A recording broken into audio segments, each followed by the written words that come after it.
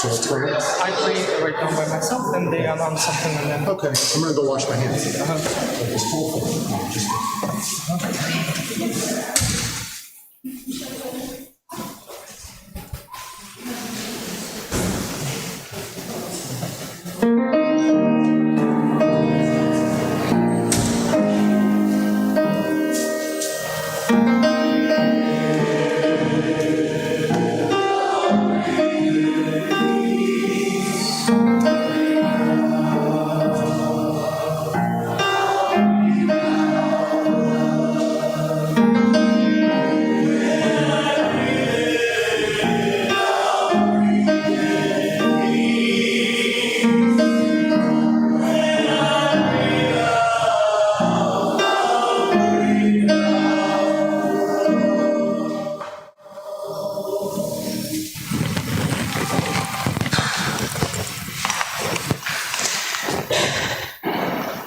Good morning. Wherever you may be on this journey we call life, know that you are welcome here within this beloved community. Welcome to All People's Church, Unitarian Universalist. I am Julia Sexton, your co-celebrant for today. I use she, her pronouns. And in the pulpit today is our minister, Lori King Nelson, who uses both she, her, and they, them pronouns.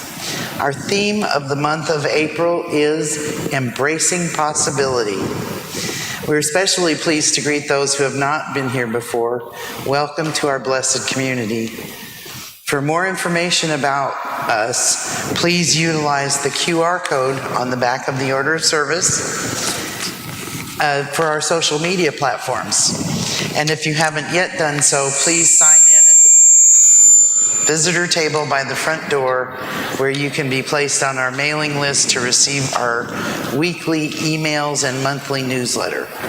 At the end of the service, please stay and visit with us over coffee. Now, please settle comfortably for our musical prelude.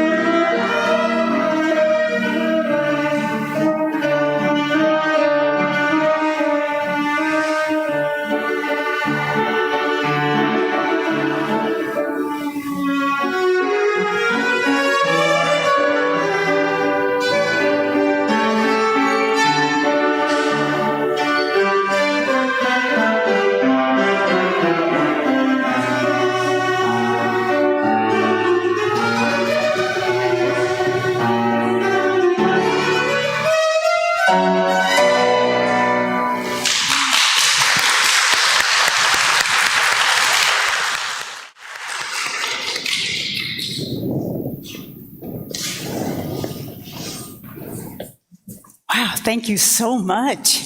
That's a way to get things started.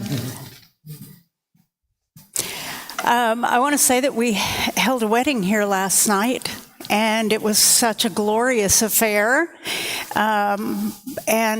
So if you, for any reason, find a little tidbit left from that, give it a smile and raise up that couple, okay? We all know what it's like to start new. Let us call ourselves to worship with the words by Joan Javier Duval. As the world shifts beneath us, we seek steadiness, the unwavering support of community, the principled guidance of wise teaching, the faithful turning of the seasons. We seek within ourselves and in one another a devotion to all that is true, all that is just, all that is beautiful. We gather here to re-ground ourselves and to reorient toward our heart's calling. Here we hold on to what is good, what we believe, and what we must do. With resolute and compassionate hearts, let us worship together.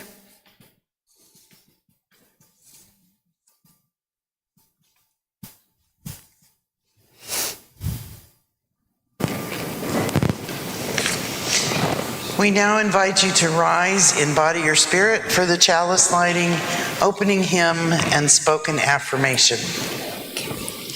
Our chalice lighting words come from the Reverend Scott Taylor. Oh, perfect. We light this flame in a world where so much has grown dark. May it remind us that sparks can always be struck and very little is inevitable. Most of it is mystery and magnificent surprise, which means a new and yet to be imagined worlds always await, which means the door has already been swung wide with possibility waiting on the threshold, ready to pull us through. Please join us now in singing our hymn for the month of April. The opening hymn is number 1026 in the Teal hymnal, If Every Woman in the World.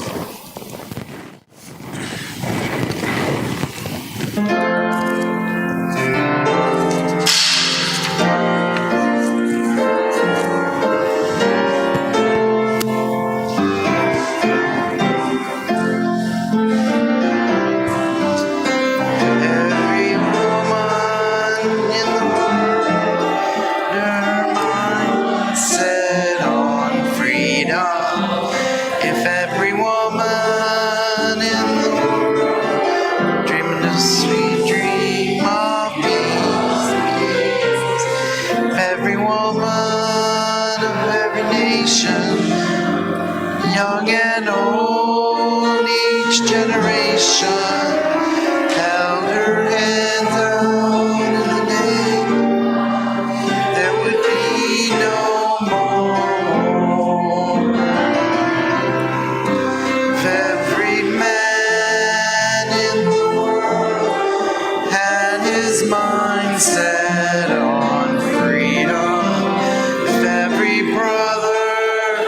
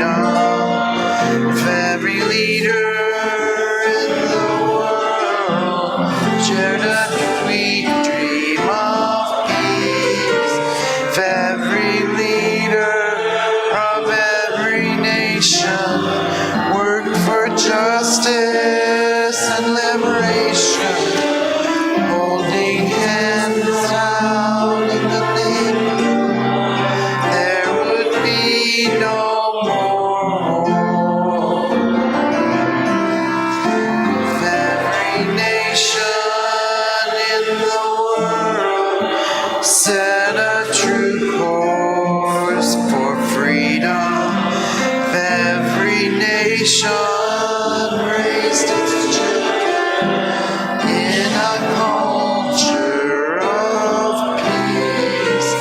For all our sons and all our daughters reached in friendship across the waters, refusing to be enemies. There would be no more war.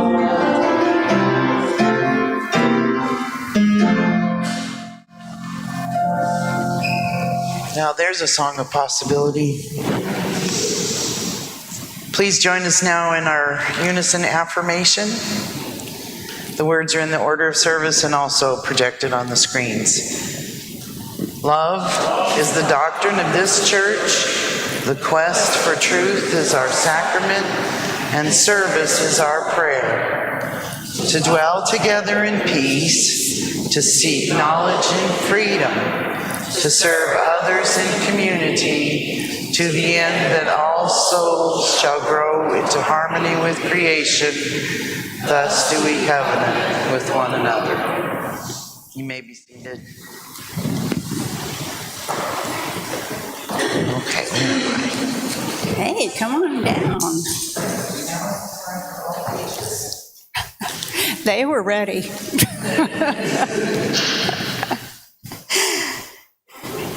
How was the storm last night at your house?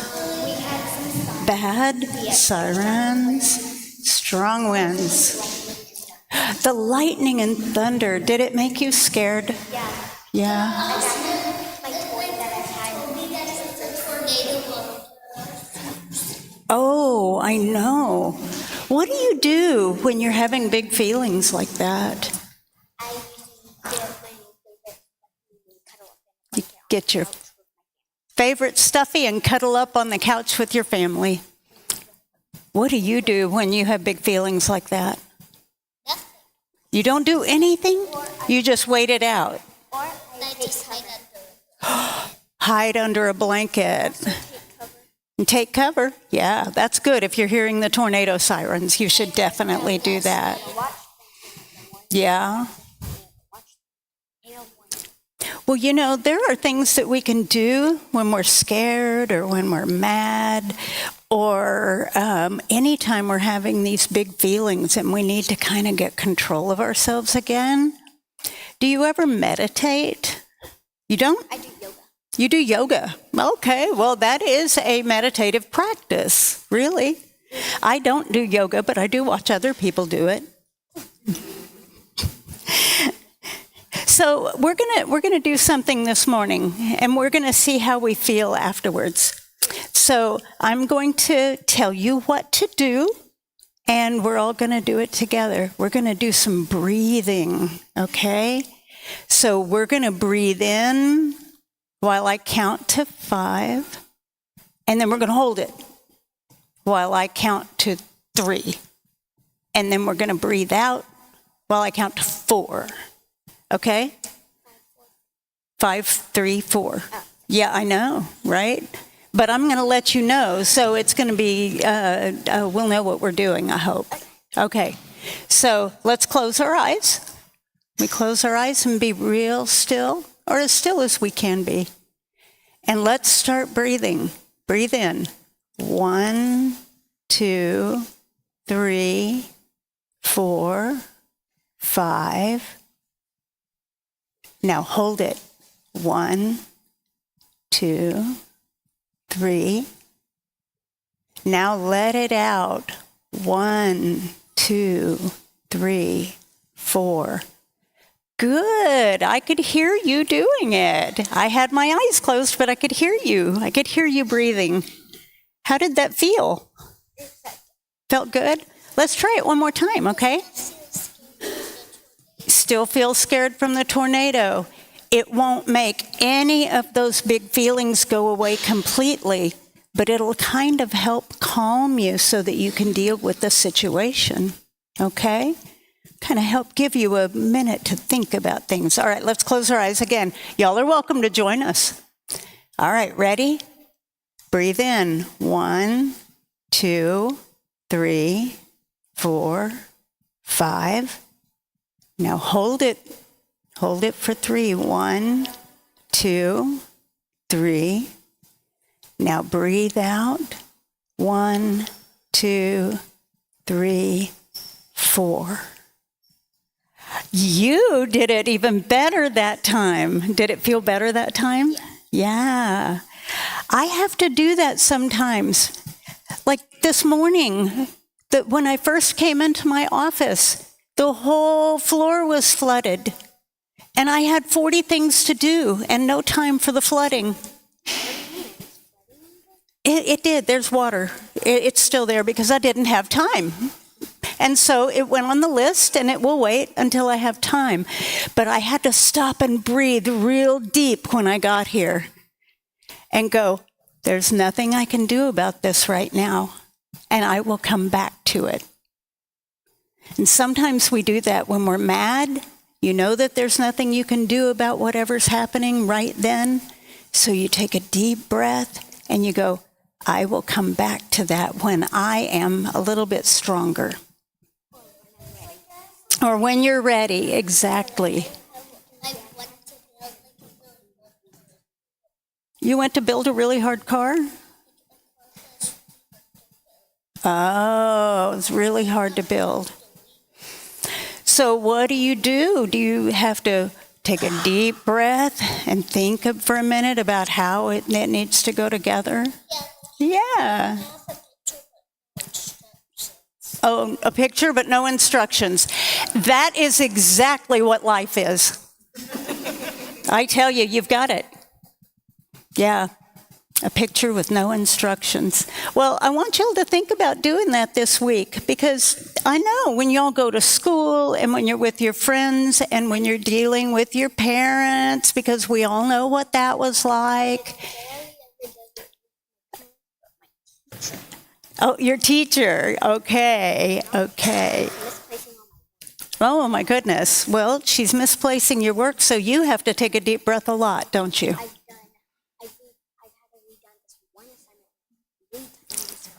You've had to redo this one thing 3 times for her? Well, that can make you really mad, can't it?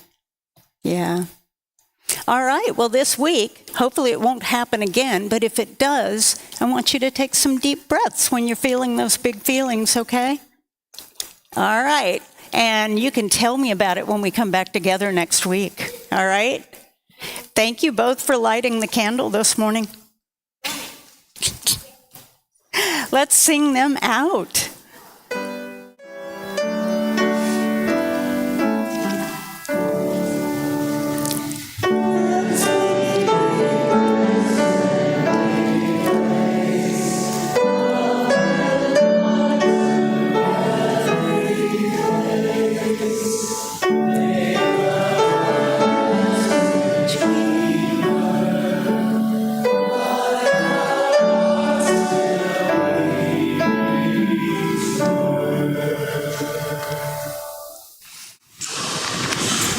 For our Light on Community today, we invite Dan Seigel, who is the Executive Director of the Spectrum Chamber Music Orchestra.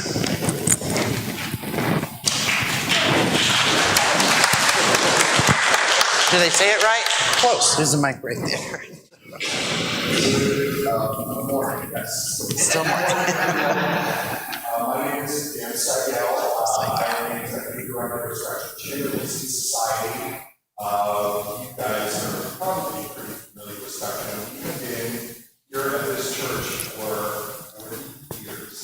This is our 40th season. We have done every season here. We played during the pandemic. We have a very special bond with all peoples.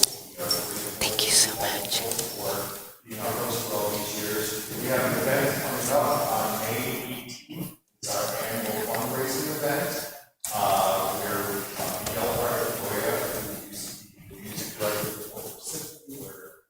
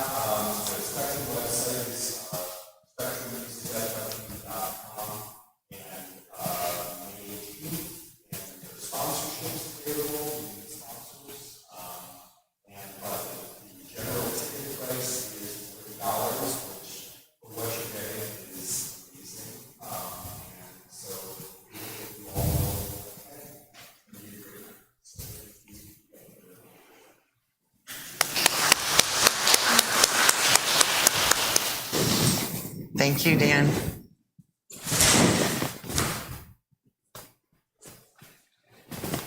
Now is the time for our financial offering.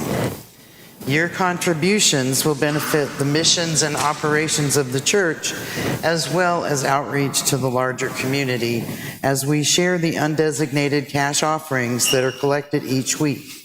We do this on a quarterly basis for a charitable organization or nonprofit. Our Share the Plate recipient for the second quarter of this year is the Underground. The Underground is part of a larger group called Unbound Now, whose mission is to fight human trafficking. The Underground is a safe and protective drop-in center in our community for vulnerable youth. On the back of the order of service, you will find a QR code for making contributions has been provided for your convenience.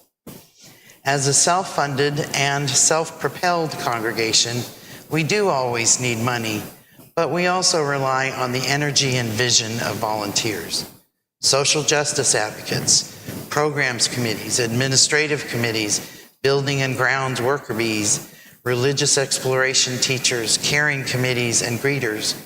So regardless of your ability to donate monetarily, there are countless ways to contribute just by being here in community with us. This week, I'm taking a moment to recognize one of the countless non-financial contributions that keeps our congregation going. Today, I recognize and thank the ushers. Yay.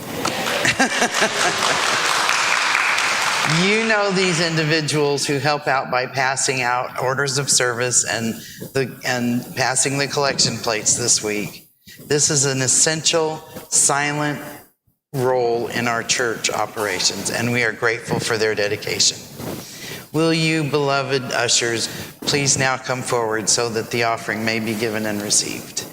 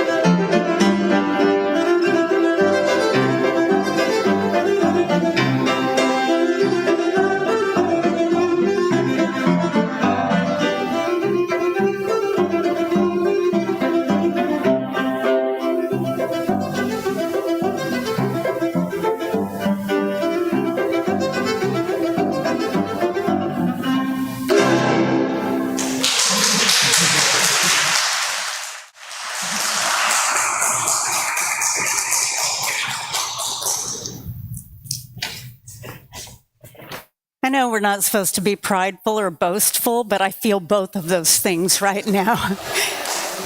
Thank you so much. Our reading this morning is by Natalie Briscoe, and I know you all recognize her name. It is called More Rest Than Rest. I am tired exhausted even. Some days I can't get off the couch. Other days I find myself forgetful, unable to concentrate, fidgety, anxious, or short-fused. I find it difficult to get out of bed in the morning to go to work, which should be easy since it's just in the next room. But the daily pandemic grind and stress has worn me down so that I feel much smaller than I used to. I have fewer and fewer internal resources to hold relationships and show up for others, meaning it's difficult not to be short with my family and my friends and my coworkers and everyone doing the good work of Unitarian Universalism right now. I could sleep and sleep for days, however, and not feel rested. That's because the kind of tired I am isn't physical. It is deep down soul tired. And if the kind of tired that I am isn't physical, it won't be fixed by sleeping. If you find yourself feeling exhausted, but never feeling rested, no matter how much sleep you get, you may need a different kind of rest. Physical rest is what we think of when we say, I'm tired. There are two kinds of physical rest. Passive physical rest is sleeping, napping, or lounging. I call this having a slug day. Active physical rest is activity that is still physically restorative, like yoga, stretching, and massage. Taking a short walk, stretching, eating a healthy snack, and laughing are all great forms of physical rest. Mental rest is a break from decision-making and problem-solving. When information about how we make decisions that affect so many people in our lives changes by the minute, we can experience what is called decision fatigue. It is exhausting to constantly integrate new information, make decisions, and solve complex problems daily. Sometimes you need a break from making any decisions at all, from how to balance the physical and mental health of your congregations to what you'll have for dinner. A trick for getting mental rest is to read a book or watch a television show that you have read or watched many times before. Another way to get mental rest is to complete small, routine tasks that involve zero decision-making. Finally, you can preference convenience, choosing to prepare frozen dinners, have groceries delivered, or simply take an hour to make no decisions at all. Sensory rest is a break from input. In these days of so much screen time, it's easy to become overloaded with sensory input. A sensory break can be as simple as closing your eyes or sitting in quiet for a little while. Meditation is also a great form of sensory rest, but many of us don't have an opportunity for this type of serious break during the quarantine. For myself, at home with 2 young children, I have closet time during the day where I just go sit on the floor of my closet in the dark for a few minutes. Anything in a pinch, right? Creative rest is a break from the grind and routine of daily life. It is a chance to appreciate art, drink in beauty, and reawaken awe. Practicing art like drawing, painting, collaging, coloring mandalas, singing, playing, or listening to music, or looking at visual art can all help you take a break from the pressure of the day-to-day. She goes on to talk about emotional rest, that is having the time to speak, the time and space to freely express and process your emotions. And social rest is getting a break from the people who deplete and exhaust you. Finally, she says, spiritual rest is the need to connect beyond the physical and mental worlds in which we exist most of the time. Resting spiritually means doing what helps you feel a deep sense of belonging, love, acceptance, and purpose. There are as many ways to rest spiritually as there are people. It is a very individualized type of rest. Some people pray, some go out into nature, and still others volunteer in the community. Any activity that helps you get in touch with what you find sacred and divine is a spiritual rest. Rest is more than sleep in these traumatic times. We have to focus on how we will care for our whole beings for the long haul, hoping that getting back to normal will fix how we feel is not realistic. We have to care for ourselves and each other right now, the way the world is currently. We can't wait. We won't be able to move thoughtfully and faithfully into the future unless we rest now and prepare for the journey ahead. Will you rise in body or spirit and join us in hymn number 163, For the Earth Forever Turning?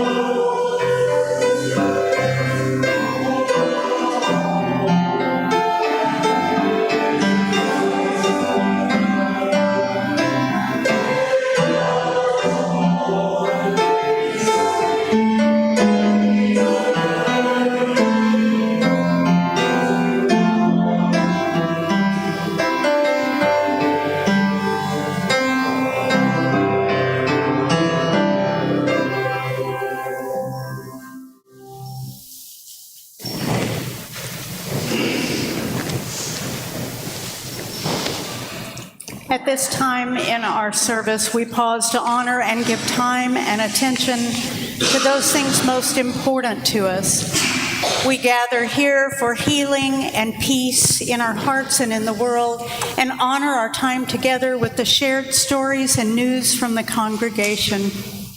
Each week, there's a journal outside the entrance to the sanctuary where you can write a message of memory or hope. We honor these messages by lighting 3 candles here next to our chalice.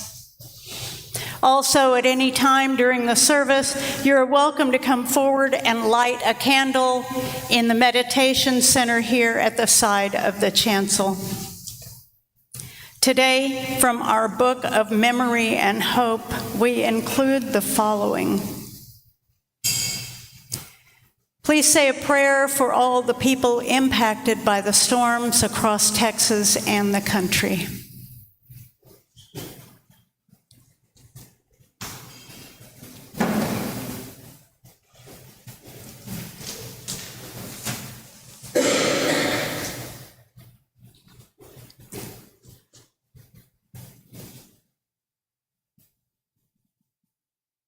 Let us now pause for a few moments of quiet meditation to hold and uplift the sorrows and celebrations, both spoken and unspoken among us.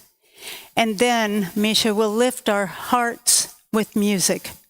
Misha and Dan will.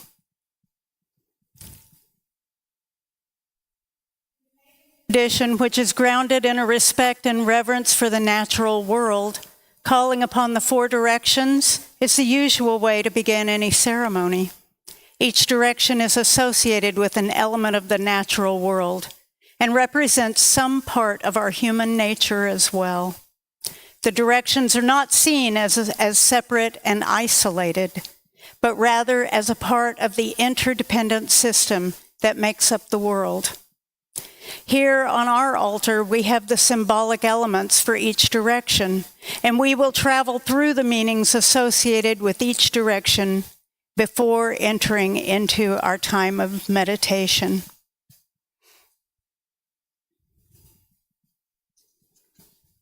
We begin in the east toward the rising sun. The element of the east is air. We move around the wheel to the south. The element of the south is fire. Continuing around the circle, we arrive in the west. The element of the west is water. And here on our altar, we have some of the water, under here. We have it collected from our ingathering services. We move now to the north. The element of the north is earth, represented here by the soil that holds these plants. We move through these four directions, giving them shape and meaning. East, air, breath, and inspiration.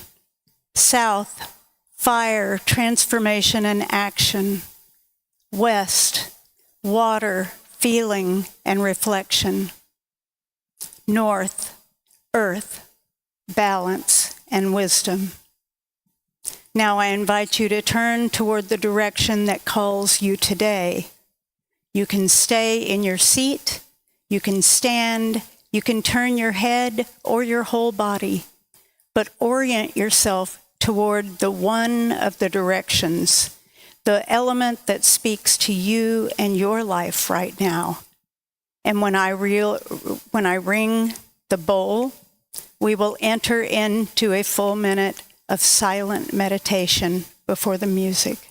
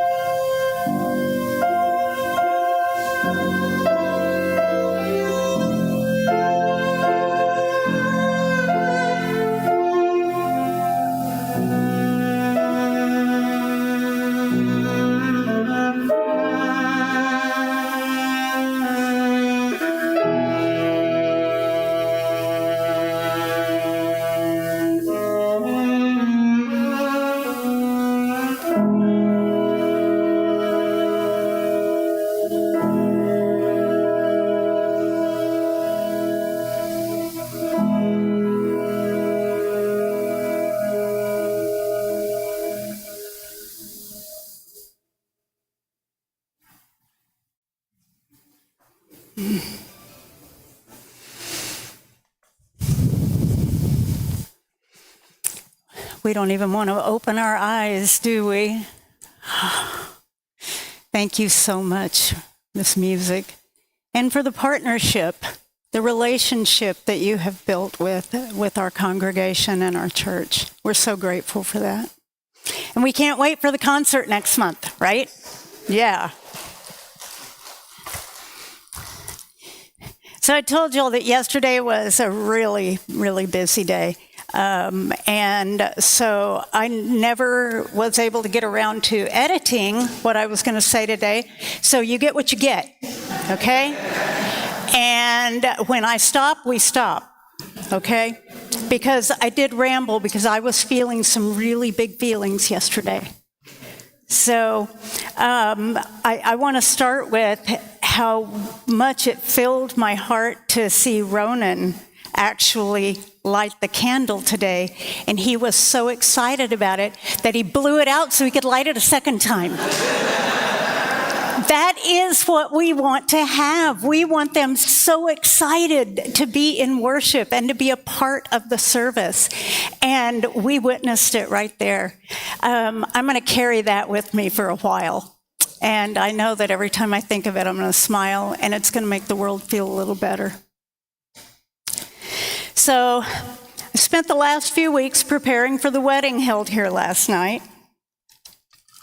One of the most significant aspects of this preparation was in the slowing down, the peaceful and intentional nature of the language used for the service, the intentional meetings with the couple over the last several months. Many times I found myself in silence, meditating on what I wished for this precious couple, breathing deeply of the peace that floated along with my thoughts. Over the course of many months, the bride and groom talked at length about their hopes and dreams for their future together, those things that were important and those that maybe didn't matter as much as they had once thought. It was a transformative time for them and for me. During this time, the one word I heard over and over again was peace. Kindness, compassion, and love entered the space often as we contemplated some pretty tough subjects. But there, in those quiet, thoughtful moments, was always the desire for peace. Silence was allowed to take all the time it needed. It was a time of understanding and connection, a time of future planning, a time of peace. This year has not brought a gentle peace to the world. The opposite, in fact. As if the earth itself is screaming at us to hate and fear each other and just be angry all the time. People, rightfully, defending the Israeli people as others rightfully scream of the genocide of the Palestinian people. As if any of this is the voice of a people, not the governments. Russian people, Ukrainian people, Iraqi people, and Iranian people, and even American people, all victims of the machine of the military-industrial complex run by billionaires and leaders wanting to be billionaires. People blindly believing that politicians aren't using these horrific acts to promote war for thousands of reasons, and gaslighting us with the idea that people do not want peace. We're all a part of the problem. We're all a part of the solution as well. But we have to work harder at that. Have you ever noticed that it's easier to get people on board the anger train than it is the peace train? It fills our hearts and minds to overflowing, creating a barrier between us and the peace we seek. Spring arrived not as a mere countdown to summer, but as a chance to pause, breathe deeply, and rediscover what truly matters. This is a time alive with anticipation, a moment to nurture hope and seek opportunities for peace in our own minds amid the swirl of daily life. As we move into each new day, we're called to embrace longing, not as something empty or restless, but as a spark that ignites our heart and draws us together in search of meaning and connection. A longing for peace. It is coming. I do believe this with my whole heart. But we have to internalize the belief that peace in our lives is possible if we are ever to externalize it and make it a reality. Patience takes it from a possibility to a probability, and then to a certainty. But why does it have to be so slow? Waiting is rarely easy. It can feel like standing at the edge of possibility, caught between memories and dreams. We wait for news, for change, for healing, for joyful reunions. Our hearts may ache with impatience, but possibility invites us to view waiting as a sacred space, a chance to grow, to breathe, to reflect. In the hush of waiting, we find the seeds of peace. The pause is not a void, but a fertile ground where patience, resilience, and peace quietly take root, preparing us for what's to come. Imagine the stillness before dawn when the world seems wrapped in shadow and silence. In that moment, hope is already stirring. Possibility asks us to transform impatience into expectancy, to believe that something beautiful is being shaped in the quiet. Each day as we wait, we're invited to plant peace and nurture possibility, trusting that the darkness will give way to light. Peace is a priceless gift we can offer ourselves and each other. In a world that races toward tomorrow, peace reminds us to cherish the here and now.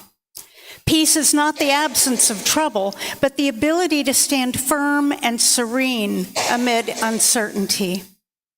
Through mindful practices, like savoring the sound of cicadas on a too hot summer day, listening to the laughter of loved ones, watching the play of light on windows during spring rains, we discover moments of joy and gratitude that ground us. To be filled with peace is to delight in the ordinary, the smile of a friend, the comforting rhythm of daily rituals, the simple act of bearing witness to another's story. Inner peace encourages us to slow our steps, to look for beauty and possibility in every moment, and to realize that peace is woven into the fabric of everyday life, and that we, our very selves, can be a well of peace for others to draw from.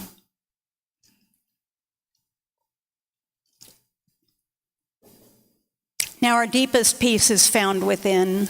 It begins as a whisper, a gentle reassurance that even in uncertainty, we are enough, and we can let go of the noise in the world, focusing on what enriches us and others. It's like a quiet storm that invites us to tend to our inner garden, to greet ourselves with kindness and compassion, and to recognize the strength that grows from this gentle honesty with ourselves. Inner peace is not shaken by storms. It shines like a lantern in the night, guiding us forward. As we listen to our own needs and extend understanding to others, we become bearers of the peace, offering warmth and light wherever we go. I often celebrate in the lives of others, especially when the world feels shadowed or uncertain. I mentioned earlier about the wedding here, and I want you to know the peace in my mind grew just seeing families once separate, now joined by the union of two people in love. Now one big family sharing laughter and kind words, reaching out with courage to create a new way to be. These acts are sparks that pierce the shadows and remind us that the light endures. I'm also celebrating our group of young adults who actively work to include others and breathe peace into the lives of those they touch. I hope you all don't mind, but I don't call you Crossroads. To me, you were all collectively the squad. And you bring me such peace of mind, knowing you are planting the seeds of peace with every new person you bring into your group. All of the drama and the hate of the world fades away when I see how each of you moves through life. Doing instead of worrying, loving instead of listening to hate, bringing a quiet calmness that reverberates through our community and beyond. When the world has become overwhelming to me and I feel like my thoughts can't center me, I think about these young folk and how they are making change with love and great organizing skills. And my peace slowly returns. The squad rocks. Each story of resilience, every act of generosity is a flame that brightens the world. When we choose hope in hard times, we become lighthouses for others, showing that peace is possible and that kindness can illuminate the path ahead. Together, we can transform the darkness, nurturing peace until it bursts forth in radiant color.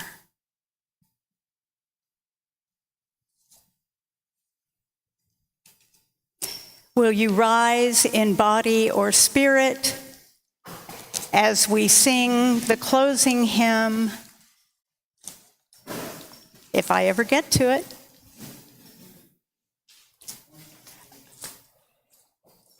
It is not in here. 168? Okay.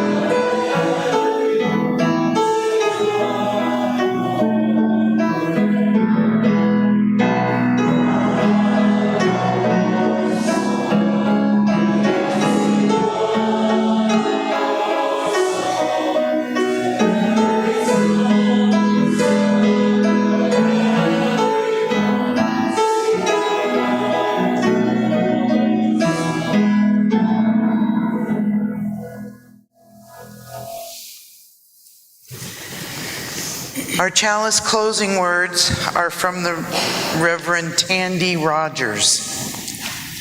May possibility take root where certainty once stood.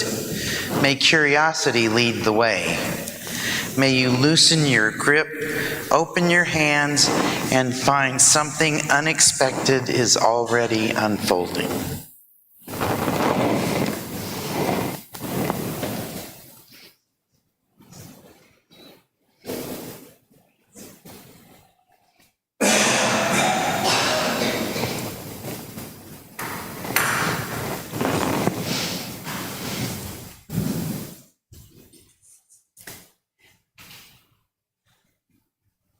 The words for this benediction are by Jim McGaw.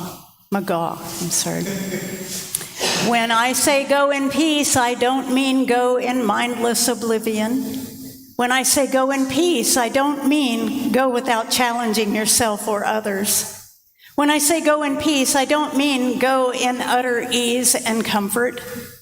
When I say go in peace, I mean go in peace seeking justice. When I say go in peace, I mean go in the peace committed to equal rights and opportunities for all. When I say go in peace, I mean go in the peace that is created when together we build communities of true solidarity, deep compassion, and fierce, unrelenting love. Go in peace. Service has now ended. We ask that you stay for coffee and conversation in the library at the back of the sanctuary. Go forth and hopefully have a beautiful and dry week.